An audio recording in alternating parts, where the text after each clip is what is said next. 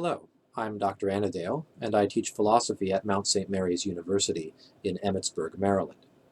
In this video, I will define logic and introduce the three acts of the mind, how they are related, and their products.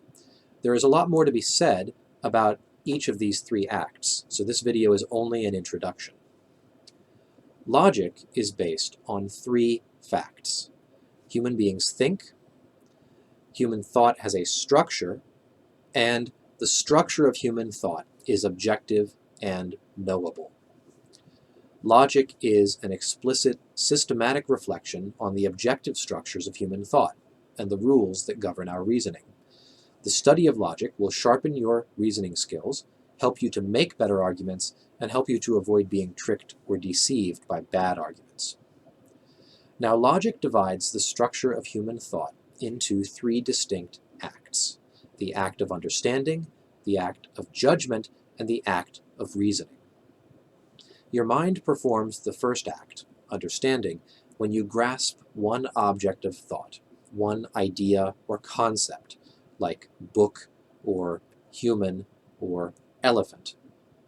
The act of judgment is more complex than the act of understanding. Instead of just thinking one concept, judgment relates two concepts together, combining them to make a claim about the way the world is. For example, I understand the concept elephant, and I also understand the concept triangle. When I think elephants are not triangles, my mind is performing an act of judgment. When I think man is mortal, I am performing an act of judgment relating the idea man to the idea mortal. Notice how judgment combines two acts of understanding to create something new and more complex. The third act of the mind, reasoning, is even more complex than judgment. Reasoning moves from two or more judgments to another judgment, called the conclusion. Reasoning is our mechanism for producing new knowledge from current knowledge. So to review so far, there are three acts of the mind: understanding, judgment, and reasoning. The second and third are more complex and combine acts from the earlier stages. Judgment combines two acts of understanding, and reasoning combines two or more acts of judgment. Now, each act of the mind produces its own distinct kind of thought in your mind, its own product.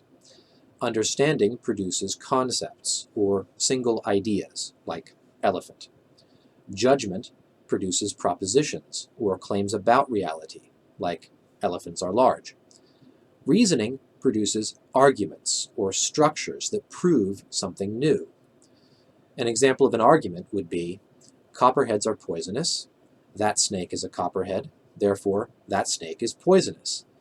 Notice that what's happened here is I have reflected upon the information contained in the first two propositions, and I've been able to use logical reasoning to produce the third proposition, which tells me something new about copperheads, about that snake. A helpful memory tool is this. Words are combined to form sentences, which are combined to form paragraphs. In a similar way, concepts are combined to form propositions, which are combined to form arguments. To sum up then, understanding, the first act of the mind, produces concepts, which are combined by judgment, the second act of the mind, to form propositions, which are combined by reasoning, the third act, to form arguments. That's all for right now. Thanks for watching today. Goodbye.